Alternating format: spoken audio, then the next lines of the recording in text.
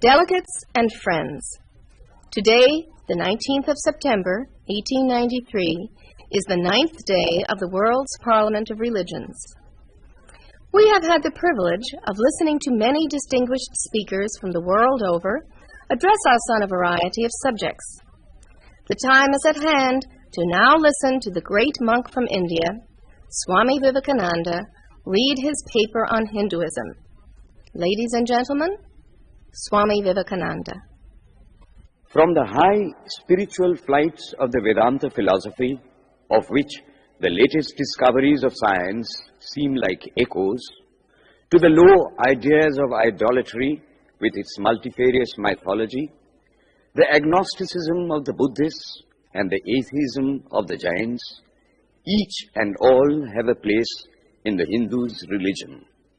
Where then, the question arises, where is the common center to which all these widely diverging radii converge? Where is the common basis upon which all these seemingly hopeless contradictions rest? And this is the question I shall attempt to answer. The Hindus have received their religion through revelation, the Vedas. They hold that the Vedas are without beginning and without end. It may sound ludicrous to this audience how a book can be without beginning or end. But by the Vedas, no books are meant. They mean the accumulated treasury of spiritual laws discovered by different persons in different times.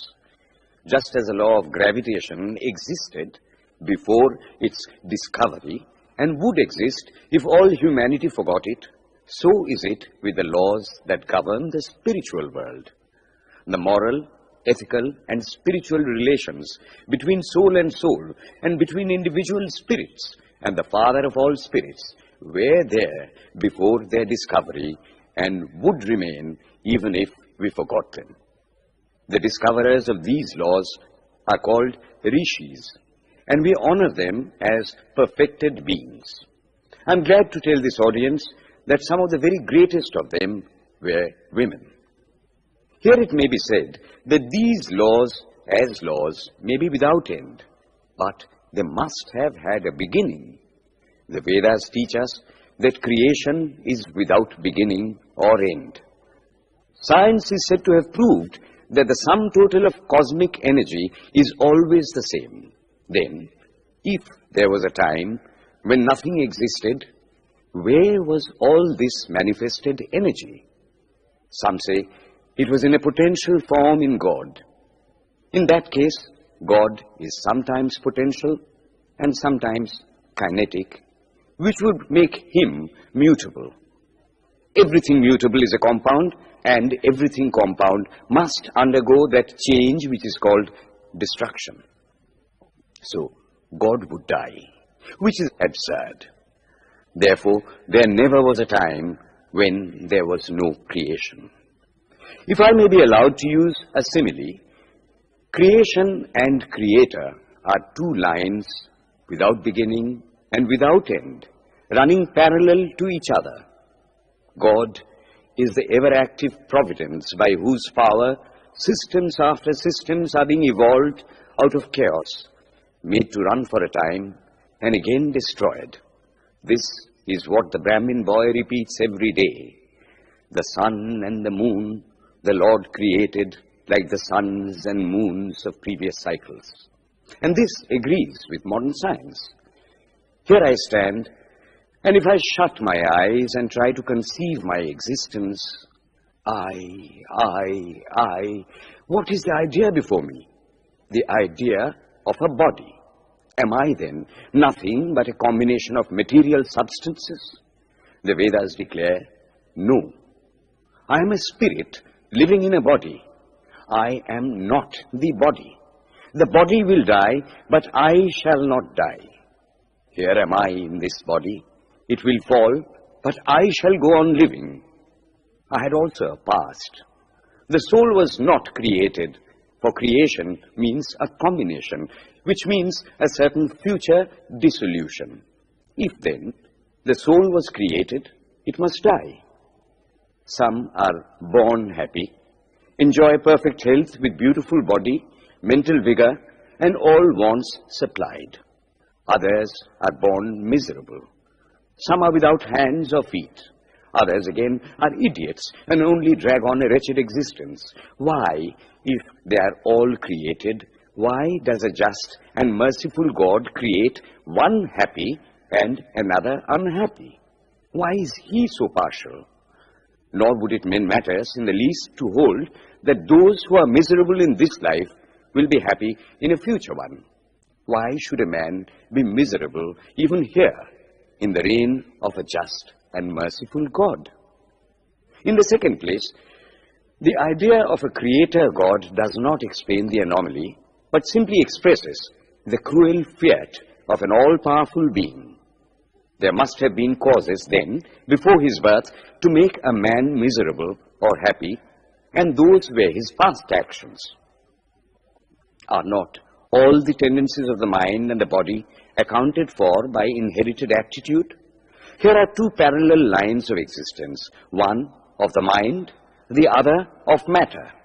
If matter and its transformations answer for all that we have, there is no necessity for supposing the existence of a soul. But it cannot be proved that thought has been evolved out of matter. And if a philosophical monism is inevitable, spiritual monism is certainly logical and no less desirable than a materialistic monism. But neither of these is necessary here. We cannot deny that bodies acquire certain tendencies from heredity, but those tendencies only mean the physical configuration through which a peculiar mind alone can act in a peculiar way.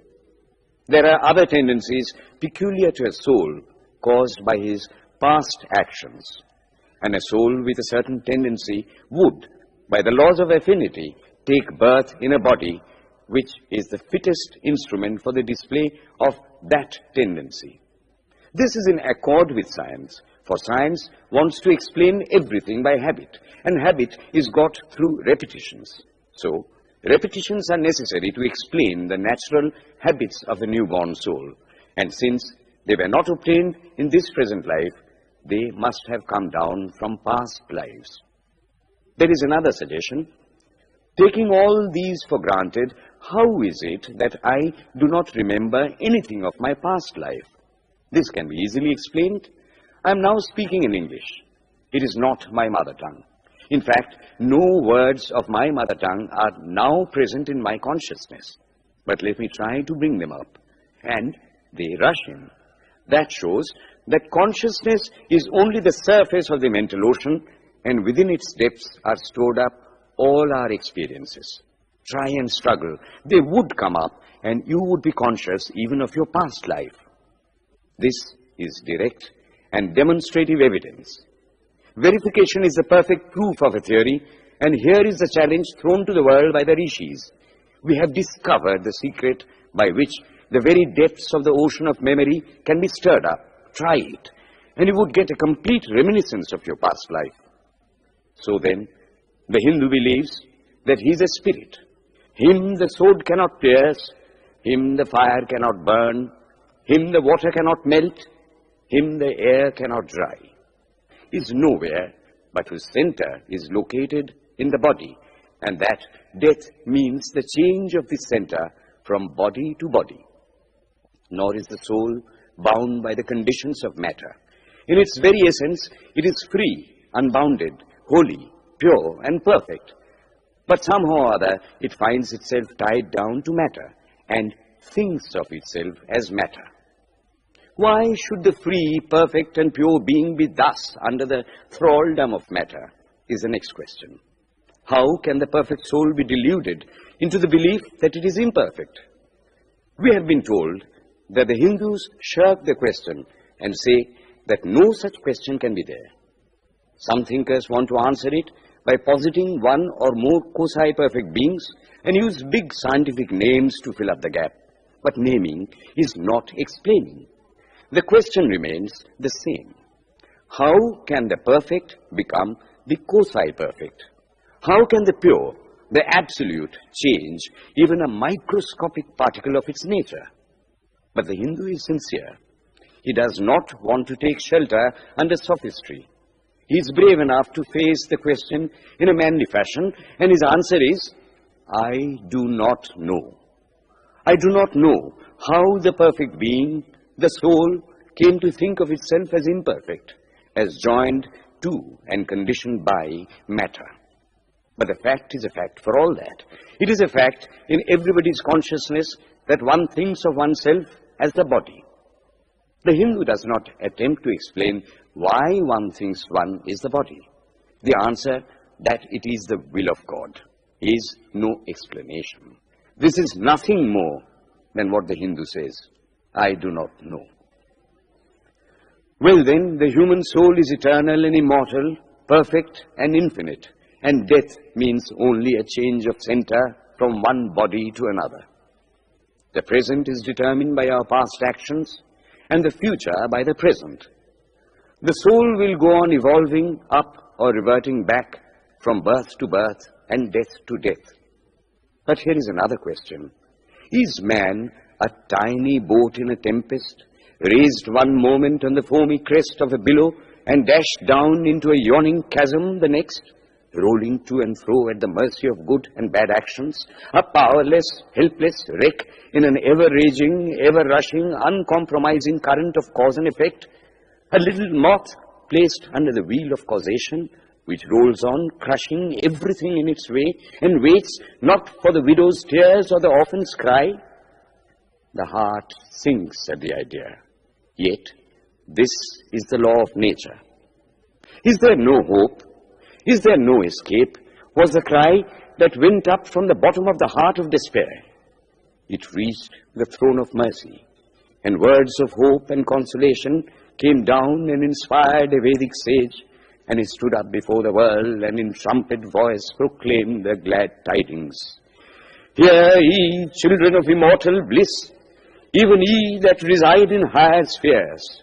I have found the Ancient One who is beyond all darkness, all delusion. Knowing him alone, you shall be saved from death over again. Children of immortal bliss. What a sweet, what a hopeful name. Allow me to call you, brethren, by that sweet name, heirs of immortal bliss. Yea, the Hindu refuses to call you sinners. We are the children of God, the sharers of immortal bliss, holy and perfect beings. Ye divinities on earth, sinners, it is a sin to call a man so. It is standing libel on human nature. Come up, O lions, and shake off the delusion that you are sheep. You are souls immortal, spirits free, blessed and eternal. Ye are not matter, ye are not bodies. Matter is your servant, not you the servant of matter. Thus it is that the Vedas proclaim not a dreadful combination of unforgiving laws, not an endless prison of cause and effect, but that at the head of all these laws, in and through every particle of matter and force, stands one, by whose command the wind blows, the fire burns, the clouds rain, and death stalks upon the earth. And what is his nature? He is everywhere, the pure and formless one, the Almighty and the All-Merciful. Thou art our Father, thou art our Mother, thou art our beloved friend, thou art the source of all strength. Give us strength. Thou art he that beareth the burdens of the universe. Help me bear the little burden of this life. Thus sang the rishis of the Vedas. And how to worship him? Through love. He is to be worshipped as the one beloved, dearer than everything in this and the next life. This is the doctrine of love declared in the Vedas, and let us see how it is fully developed and taught by Krishna, whom the Hindus believe to have been God incarnate on earth. He taught that a man ought to live in this world like a lotus leaf, which grows in water, but is never moistened by water. So, a man ought to live in the world, his heart to God and his hands to work. It is good to love God for hope of reward in this or the next world, but it is better to love God for love's sake. And the prayer goes, Lord, I do not want wealth, nor children, nor learning. If it be thy will, I shall go from birth to birth. But grant me this, that I may love thee without the hope of reward. Love unselfishly, for love's sake. One of the disciples of Krishna, the then Emperor of India, was driven from his kingdom by his enemies, and had to take shelter with his queen in a forest in the Himalayas. And there, one day, the queen asked him how it was that he, the most virtuous of men, should suffer so much misery. Yudhishthira answered, "Behold, my queen, the Himalayas. How grand and beautiful they are. I love them. They do not give me anything, but my nature is to love the grand, the beautiful. Therefore, I love them. Similarly, I love the Lord. He is the source of all beauty, of all sublimity. He is the only object to be loved. My nature is to love him, and therefore I love. I do not pray for anything. I do not ask for anything. Let him place me wherever he likes. I must love him for love's sake. I cannot trade in love. The Vedas teach that the soul is divine, only held in the bondage of matter. Perfection will be reached when this bond will burst, and the word they use for it is, therefore, mukti, freedom. Freedom from the bonds of imperfection, freedom from death and misery. And this bondage can only fall off through the mercy of God, and this mercy comes on the pure. So, purity is the condition of his mercy. How does that mercy act? He reveals himself to the pure heart. The pure and the stainless see God, yea, even in this life. Then and then only, all the crookedness of the heart is made straight. Then all doubt ceases. He is no more the freak of a terrible law of causation. This is the very center, the very vital conception of Hinduism. The Hindu does not want to live upon words and theories. If there are existences beyond the ordinary sensuous existence, he wants to come face to face with them. If there is a soul in him which is not matter, if there is an all-merciful universal soul, he will go to him direct. He must see him, and that alone can destroy all doubts. So, the best proof a Hindu sage gives about the soul, about God, is, I have seen the soul, I have seen God. And that is the only condition of perfection. The Hindu religion does not consist in struggles and attempts to believe a certain doctrine or dogma, but in realizing, not in believing, but in being and becoming. Thus, the whole object of their system is by constant struggle to become perfect, to become divine, to reach God and see God. And this reaching God, seeing God, becoming perfect, even as the Father in heaven is perfect, constitutes the religion of the Hindus. And what becomes of a man when he attains perfection? He lives a life of bliss infinite. He enjoys infinite and perfect bliss, having obtained the only thing in which man ought to have pleasure, namely God, and enjoys the bliss with God. So far, all the Hindus are agreed. This is the common religion of all the sects of India. But then, perfection is absolute, and the absolute cannot be two or three. It cannot have any qualities. It cannot be an individual.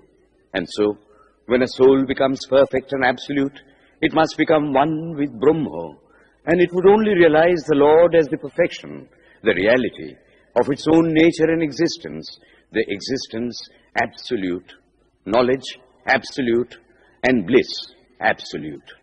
We have often and often read this called the losing of individuality and becoming a stock or a stone. He jests at scars that never felt a wound. I tell you, it is nothing of the kind. If it is happiness to enjoy the consciousness of this small body, it must be greater happiness to enjoy the consciousness of two bodies, the measure of happiness increasing with the consciousness of an increasing number of bodies, the aim, the ultimate of happiness being reached when it would become a universal consciousness. Therefore, to gain this infinite universal individuality, this miserable little prison individuality must go. Then alone can death cease when I am one with life.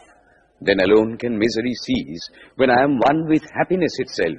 Then alone can all error cease when I am one with knowledge itself. And this is the necessary scientific conclusion.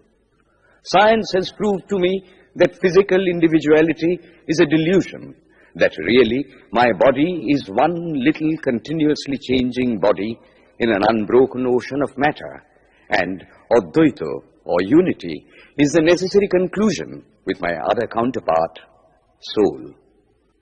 Science is nothing but the finding of unity. As soon as science would reach perfect unity, it would stop from further progress, because it would reach the goal. Thus, chemistry could not progress farther when it would discover one element out of which all others could be made. Physics would stop when it would be able to fulfill its services in discovering one energy of which all the others are but manifestations. And the science of religion become perfect when it would discover Him who is the one life in a universe of death, Him who is the constant basis of an ever-changing world, one who is the only soul of which all souls are but delusive manifestations. Thus is it, through multiplicity and duality, that the ultimate unity is reached. Religion can go no farther. This is the goal of all science. All science is bound to come to this conclusion in the long run. Manifestation and not creation is the word of science today. And the Hindu is only glad that what he has been cherishing in his bosom for ages is going to be taught in more forcible language and with further light from the latest conclusions of science. Descend we now from the aspirations of philosophy to the religion of the ignorant. At the very outset, I may tell you that there is no polytheism in India. In every temple, if one stands by and listens, one will find the worshippers applying all the attributes of God, including omnipresence, to the images. It is not polytheism, nor would the name henotheism explain the situation. The rose, called by any other name, would smell as sweet. Names are not explanations. The tree is known by its fruits. When I have seen amongst them that are called idolaters, men, the like of whom, in morality and spirituality and love, I have never seen anywhere, I stop and ask myself, can sin beget holiness? Superstition is a great enemy of man, but bigotry is worse. Why does a Christian go to church? Why is the cross holy? Why is the face turned toward the sky in prayer? Why are there so many images in the Catholic Church? Why are there so many images in the minds of Protestants when they pray? My brethren, we can no more think about anything without a mental image than we can live without breathing. By the law of association, the material image calls up the mental idea and vice versa.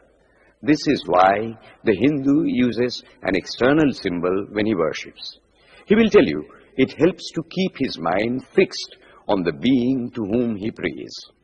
He knows, as well as you do, that the image is not God, is not omnipresent.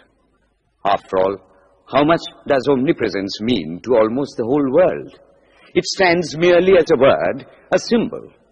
Has God superficial area?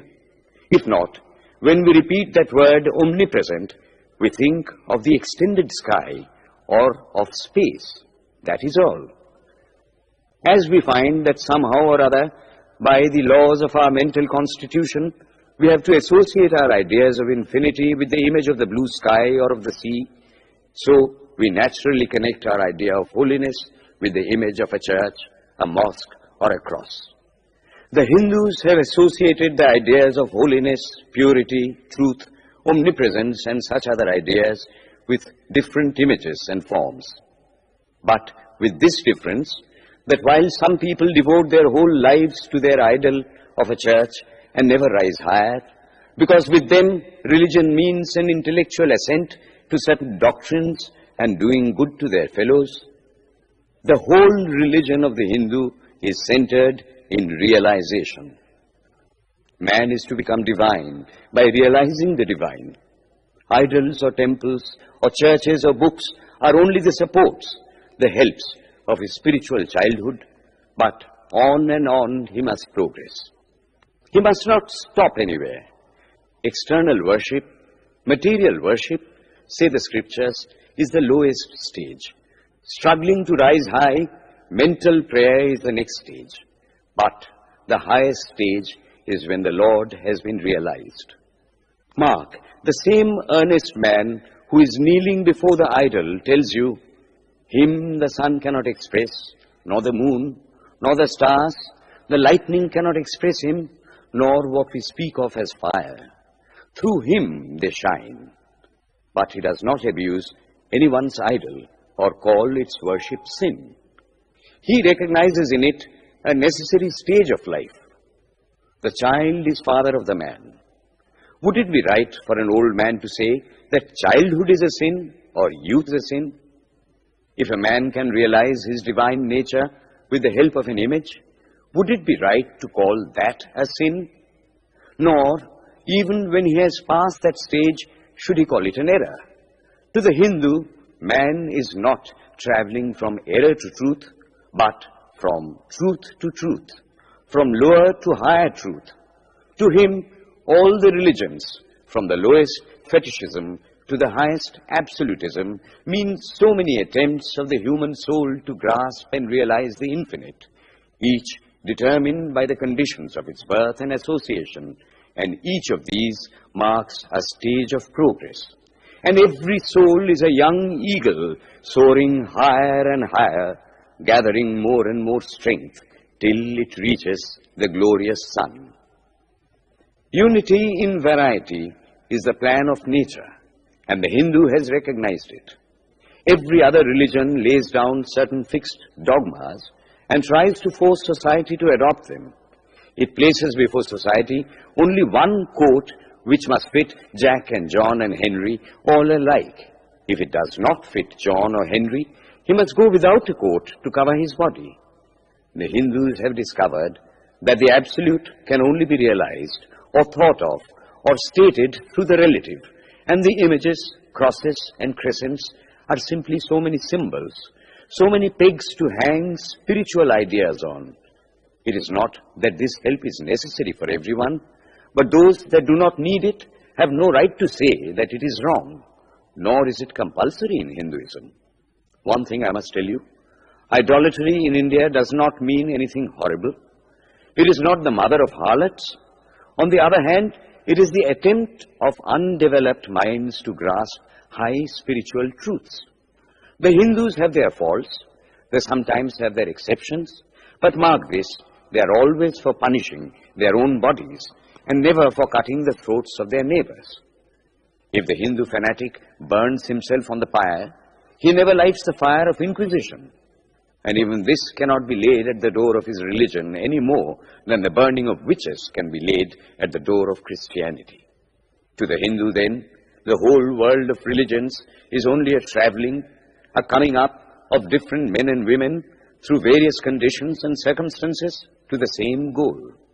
Every religion is only evolving a God out of the material man, and the same God is the inspirer of all of them. Why, then, are there so many contradictions? They are only apparent, says the Hindu. The contradictions come from the same truth, adapting itself to the varying circumstances of different natures. It is the same light coming through glasses of different colors, and these little variations are necessary for purposes of adaptation. But in the heart of everything, the same truth reigns. The Lord has declared to the Hindu in his incarnation as Krishna, I am in every religion as a thread through a string of pearls.